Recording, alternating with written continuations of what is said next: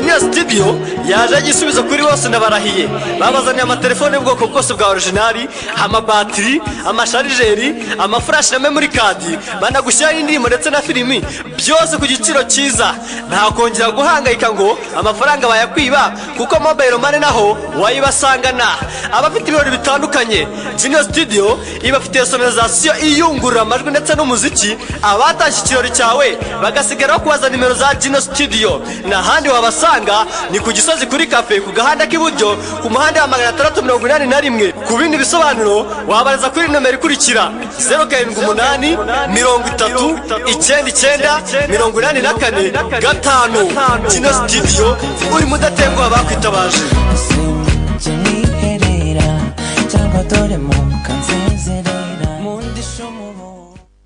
Ati kera rwose yanzi yarakira umwana ariko nanone ashobora kuba atibuka rwose ubuzima bw'ukuntu bwari bumeze.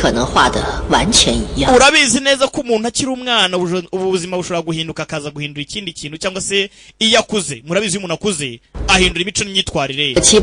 Turabiroshye cyane kuba umuntu yapata umuntu nk'uyu nguyu w'umudamu akamuhindura akaba yamwitira nyina, kuko uriya mwana ntabwo yamenya nimba nyina yarahindutse mu buhe buryo. Sasa rero umuntu ashobora kuba ari umuntu mukuru akaba atibuka ibyo byahakiye ariko wamuha akantu gato akabagiraho nosiyo ku buryo ushobora kumutura turi mama wawe kandi atari nyina bitewe n'ijwi ibigwi bivuga yuko uretse mu ngabo